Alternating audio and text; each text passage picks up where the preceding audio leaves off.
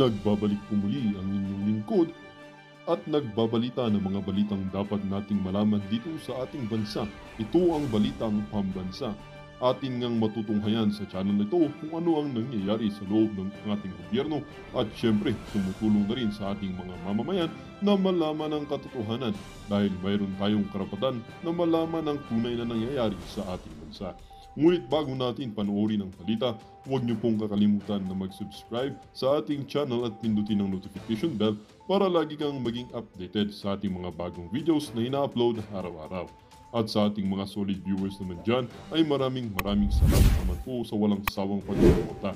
At syempre, huwag niyo pong kalimutang mag-iwan ng like at i-share ang ating mga videos. At kung mayroon ka naman pang opinion, ang ating comment section ay para sa inyong mga hinaing. Inday Sara and Digong just because it's for political reasons. And God bless. So what will he end up having?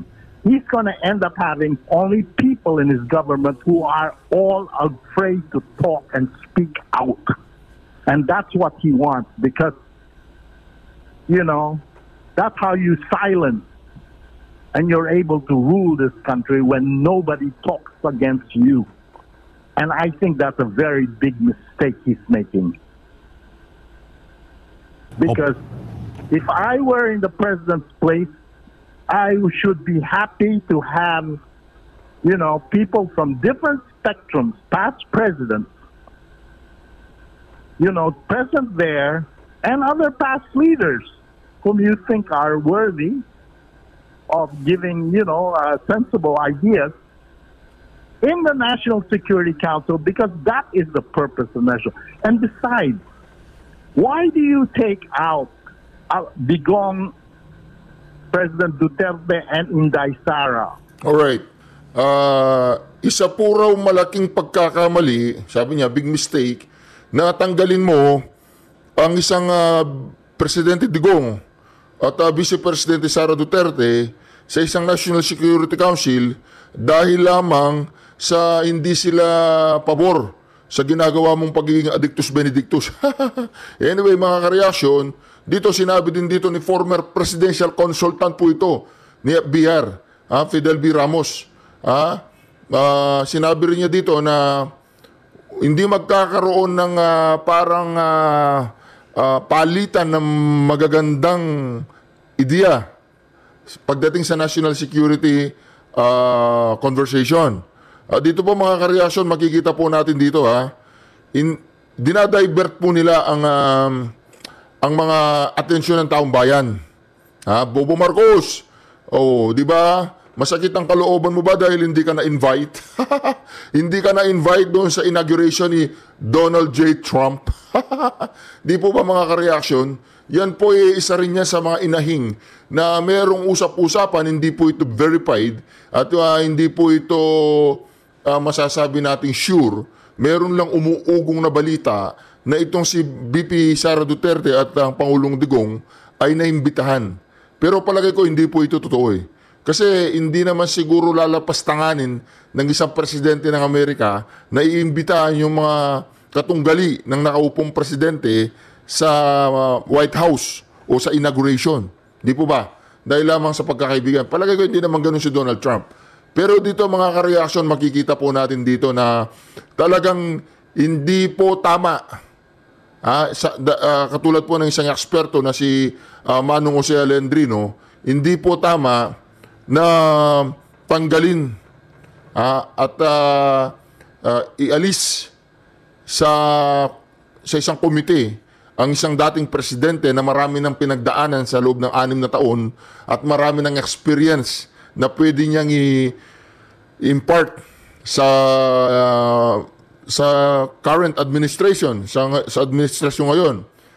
Ngunit ito po hindi na niya sinali dun sa mga, matagin ninyo, yung minority floor leader ng Kamara na alam naman natin ang mga kaalyado niya ay mga makabayad black. Kasama sila. Di po ba kasama yung minority floor leader? Anyway, tuloy po natin ito. Why you consider them a national threat? That's ridiculous. Everybody will laugh at that. You know, a national threat? And that was the justification for it. They said, we have to look at our national security. Why? Just because somebody doesn't agree with you, you think that person is a national threat? You must be really stupid to think that way. And that's the problem of this government. Naku po, sabi po niya, you must be really stupid. Ha? Talagang gago ka. Ha? Isa kang gago kapag itinanggal mo ang isang presidente at isang VP Sara Duterte. Mantakin po ninyo, matatawag ka ng isang stupido. Panggang po natin ulit, ha? They said, we have to look at our national security. Why? Just because somebody doesn't agree with you, you think that person is a national threat? You must be really stupid to think that way. And that's the problem of this government. It doesn't think. It stopped thinking a long time ago. Oh, narinig po ninyo yun? Ha? You must be really stupid kung talagang tatanggalin mo si Pangulong Duterte at si VP Sara Duterte. Pinipersonal mo na eh. Pero dito mga ka-reaction, sa palagay ko lang marami pong nakapalibot kay Bobong Marcos na hindi po sila mapakali o hindi sila komportable sa presensya po ng isang VP Sara Duterte at ng isang Pangulong Digong sa kanilang komite. Isa pa po mga ka-reaction, ginagawa siguro nilang dahilan yung pagbanta o pag-threat daw ni VP Sara Duterte kapag merong nangyari sa kanya na hindi maganda ay magugurgur itong si Tamba, si Palaka at saka si Ngagba. Ngayon mga ka-reaction, di dapat linawin po ni Bobong Marcos na sinabi niya na hindi ko papayagan na merong mangyari sa Vice Presidente. At hindi pwedeng ang Presidente ay involved sa isang threat sa isang sitting Vice President. Dapat ganun po ang kinlaro niya sa taong bayan.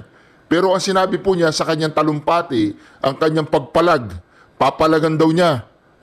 Yung mga sinabi, hindi ko alam kung sino nagsulat sa kanyang speech, papalagan daw niya. Tapos bandang uli, mga ka-reaction, ang sabi po niya, mga ka-reaction, pakinggan po ninyo ang sabi niya, bandang uli, hindi daw po siya pabor sa impeachment. Bobong Marcos, unang-una, pumapalag ka. Tapos bandang uli, tumiklop ka, pinapaalam mo sa taong bayan na ang inyong maitim na balak. Ang inyong maitim na balakin sa ating VP Sara Duterte ay yung sasabihin mo hindi ka pabor sa impeachment, pero ang impeachment ay umuusad. May pang-apat na impeachment case, di ba? Itong mga payaso na to, mga clown na to, mantakin po ninyo 3 impeachment, wala pa rin pinapasa kay Tamba. Ngayon, ang pinapakita po ng mga inayupak na to, ang pinapakita po nila mga ka-reaction ay talagang marami pong Pilipino ang gustong patalsakin po o pabagsakin si VP Sara Duterte sa kanyang posisyon. Pero ang pagkakamali po nila mga ka-reaction, ito po ang pagkakamali po nila habang tinitira po nila si VP Sara Duterte, habang binabanatan po nila, ay lalo po siyang lumalakas. At sinabi din dito ni Manong Jose Alejandrino, ang sabi po niya, ang ano daw ni Bobong Marcos ay 50% na lang. Pakinggan po na, hindi 50%. Nagtanong-tanong daw po siya, naglakad-lakad siya sa palengke, sa mga ano na lang daw po ni Bobong Marcos ay nasa 10% na lang. Opo, and para sa kalaman ng lahat, gaano po kahalaga itong NSC, yung pag-convene po nito every time na kailangan o regular na pag-convene ito? Kasi balita po natin parang hindi pa yata nag-convene ito ng buo talaga kasama mismo or nanguna ang Pangulo. Kung meron po ba kayong mga narinig? Kasi sa panig po ni Vice President Inday Sara, bago siya tinanggal dito, kabilang ito sa binagyan niya ng emphasis, no, na never siya na naka-attend ng pagpupulong dyan sa NSC. Kinisyon pa nga niya ito during sa assessment sa kanya na walang security threat sa kanya, kaya nga humihingi siya ng minutes, sino yung mga pumirma dun sa minutes, bakit nakapagpalabas ng pahayag ang NSC na ni minsan ay hindi pa siya nakadalo sa anumang meeting simula nang umupo siya bilang pangalawang Pangulo. You know, all this is window dressing, okay? It's just for propaganda. I mean, for them to show that they're doing something. Because the truth of the matter is that they do not want to hear divergent views, which is the idea of having a National Security Council to talk about the issues really concerning the nation. That is the idea of a National Security Council, because these issues that we have, sooner or later, will pose a problem of national security. Okay? So what do? You just want to show you're doing something when you're not doing anything. So what, you reorganize it? And how do you reorganize it? The most stupid way. You get rid of those who have divergent views, and you only put what? People there who are scared to tell you the truth? What kind of a president are you? You must be really stupid to do that. No president in his right mind who's sincere about solving the problems of the nation would do such a thing. Opo. And sa mga Nakita po niyan, ang sabi po niya, walang sino man na nasa tamang katinuan, nasa tamang pag-iisip, na gagawin mong tanggalin ang isang vice presidente at isang former president sa National Security Council. Ibig sabihin, isa kang baliw. Pakinggan po ninyo, liliwanagin po natin, tatagalugin po natin, ha? What kind of president are you? You must be really stupid to do that. No president in his right mind who's sincere about solving the problems of the nation would do such a thing. Oh, narinig po ninyo? Narinig ninyo? Opo.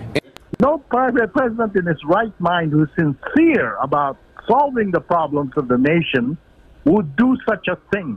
Napakasakit po niyan, ha? Napakasakit po niyan. Of those who have divergent views, and you only put what? People there who are scared to tell you the truth? What kind of a president are you? You must be really stupid to do that. No president in his right mind who's sincere about solving the problems of the nation would do such a thing. Ibig sabihin po, ang sabi po dito ni Manong Jose Lendrino, wala daw taong nasa katinuan ng pag-iisip na gagawin ang bagay na yon. Ha? Wala daw isang matinong presidente, nasa tamang kaisipan na presidente na gagawin ang mga bagay na ginagawa ngayon ni Bobong Marcos. Mabigat pong akusasyon yan. Mabigat pong mga pahayag yan na sasabihin mo, wala sa tamang pag-iisip. Sino ang Pangulo na nasa tamang pag-iisip na gagawin ang mga bagay na yun? Yun po ang pagkakasabi niya sa kanyang pag-i-English.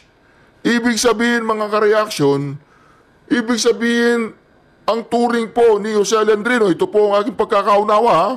Correct me if I'm wrong, Sir Jose Lendrino, ibig sabihin sa iyong pahayag ay wala sa tamang katinuan si Bobong Marcos. Ganun po ba ang gusto nyo sabihin? Ganun po ba ang ibig nyo sabihin? Na wala sa tamang pag-iisip ang ating Pangulo. Dahil walang isang presidente na sa tamang katinuan na magagawa niya yung mga bagay na yon. Ibig sabihin, ang pagsusolve daw niya ng problema ng bayan, ang pagsusolve daw niya ng national security threat, ang kanyang solusyon para masolusyonan ang national security threat ng ating bayan ay yung tanggalin mo ang isang vice presidente sa National Security Council. Tama nga naman. Tama po. Tama po itong si former presidential consultant Jose Alejandrino. Tama po siya. Tama. Kasi kung isa kang presidente na may katalinuhan at nasa tamang katinuan, ay hindi mo papayagan na ang vice-presidente hindi niya alam ang nangyayari sa ating bayan. Kasi isang atsing na lang presidente na yan. At itong dating presidente na nire-respeto at minamahal ng taong bayan, ay tatanggalan mo siya ng access sa national security information, hindi kanya mabibigyan ng magagandang payo para maprotektahan natin ang ating bayan. Isa pang national security threat, food. Pagkain. Kakulangan na supply ng pagkain. Kaya nga tayo nag-aangkat eh. Kaya nga tayo naghihingi ng pagkain sa ibang bayan. Paano? Wag naman po sana mangyari. Magkaroon na sigalot sa West Philippine Sea. God forbid wala pong mangyayari. Ito ang national security threat na masyadong seryoso. Nagkaroon ng matinding tinatawag nating sigalot sa West Philippine Sea. Ngayon, itinigil ng Vietnam, Thailand, Malaysia, o kung saan-saan man tayo humingi ng bigas, bumibili ng bigas. Itinigil nila ang pag-supply ng bigas sa Pilipinas. Kumusta po ang Pilipino? Saan po kukuha ng pagkain ng mga Pilipino? Itinigil ang importasyon ng karne, ng gulay, ng kahit anong importanteng everyday necessities natin. Saan po tayo pupulutin? Hindi po ba mga ka-reaction? Bakit hindi nila i-resolve ang food supplies, yung stable yung food supplies natin, na self-sufficient tayo? Isa pong national security threat yan. Di po ba mga ka-reaction? Kaya dito mga ka-reaction, makikita po natin dito na itong administrasyong bangag na to ay talagang siya, tuliro na. Tuliro na po mga ka-reaction. Hindi na po nila alam ang gagawin nila. Kung anong gagawin nila, kaliwat kanan po. Kung hindi na nila alam kung anong gagawin nila para lamang ma-divert ang atensyon ng mga bayarang media at ang mga vloggers na katulad natin, ay hindi tayo makapag-focus doon sa totoong issue ng bayan. Ano yung totoong issue ng bayan? Napakamahal po ng bilihin. Napakamahal po ng pagkain. Napakababa po ng sahod ng mga manggagawa. Hindi po match. Maraming nagugutom ngayon. Hindi po match.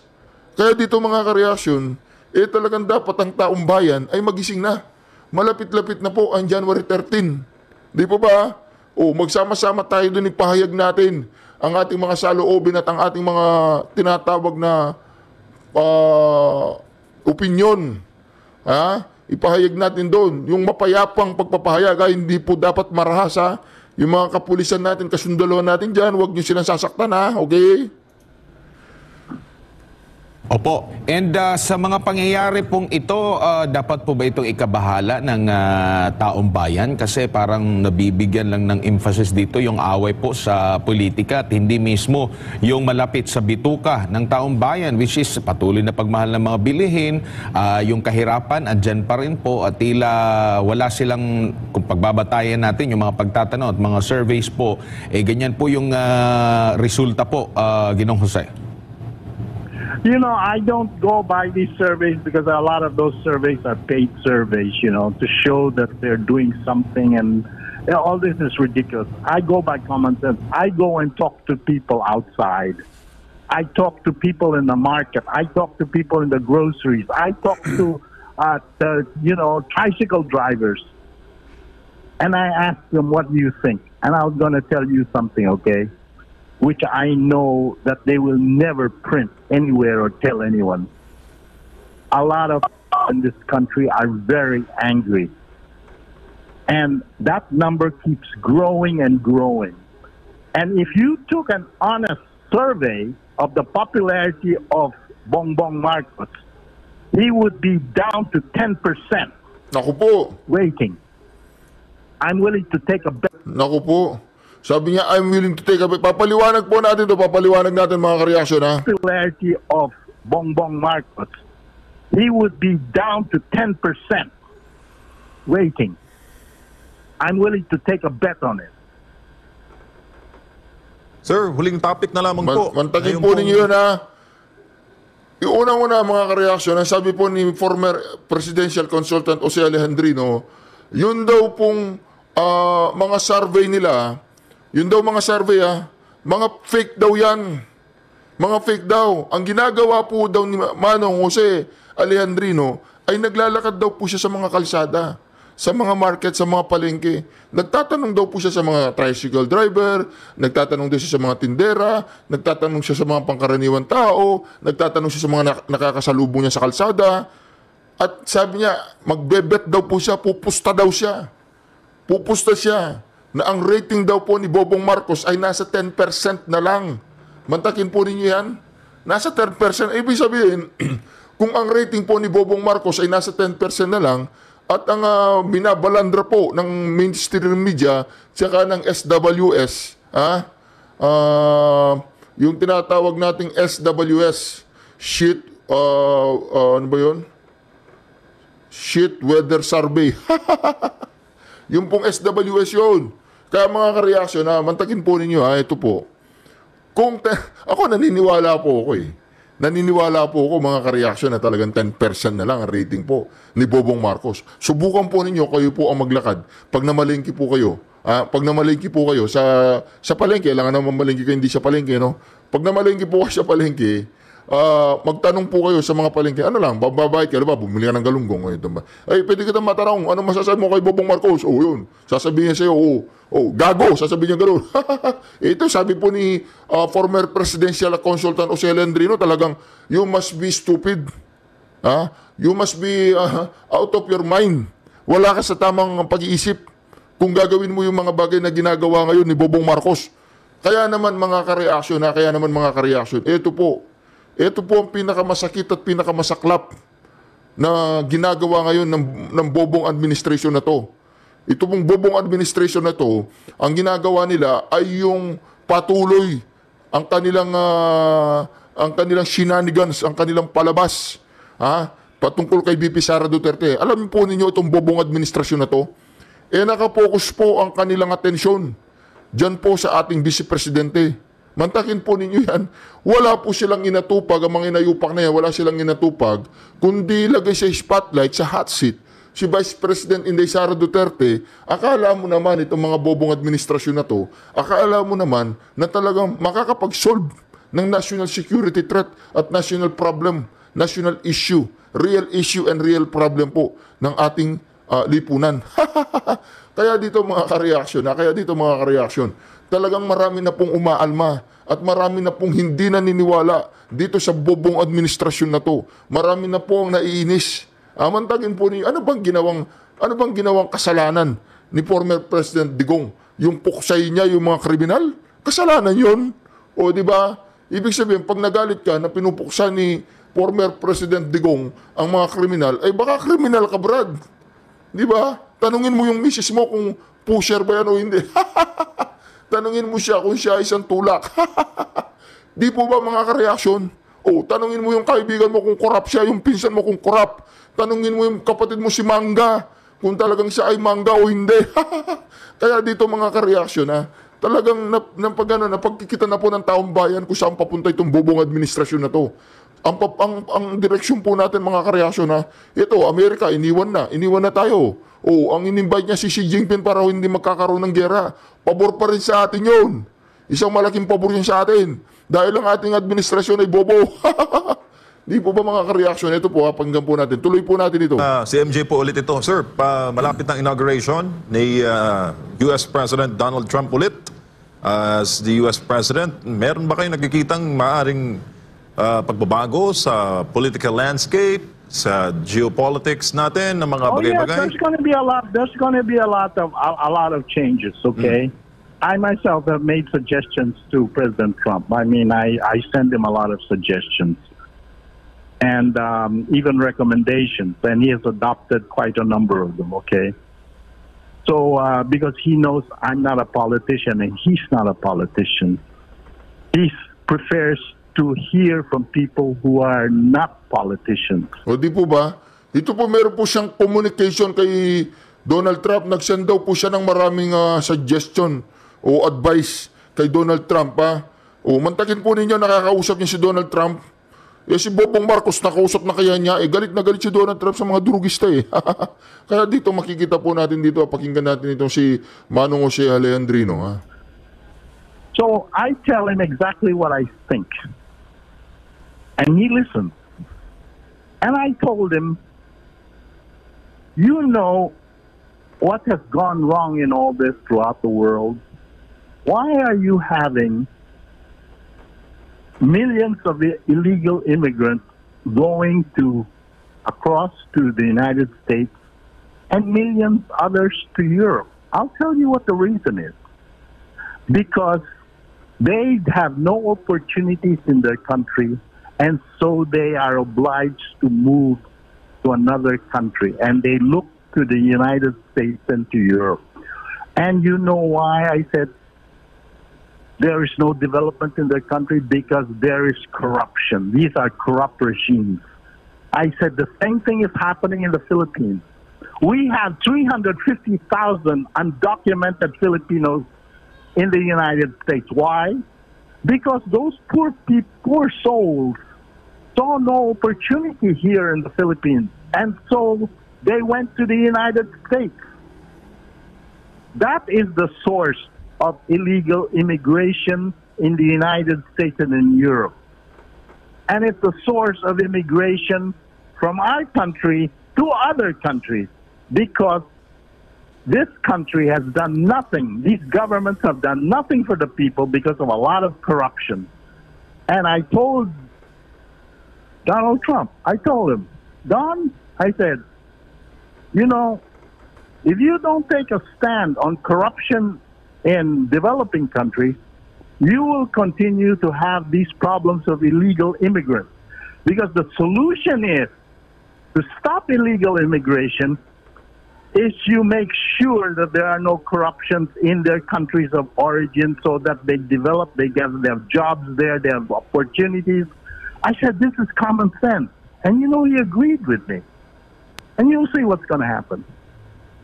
I told him, you know, you can stop it because you can do it through executive order. You can impose sanctions on corrupt countries. You can ban the corrupt officials from those countries from entering the United States. You can even seize their assets. Biden did it to the Russian oligarchs. Okay, and then I say just seize their assets and return them to the country once they have an honest government. Return their assets, seize them.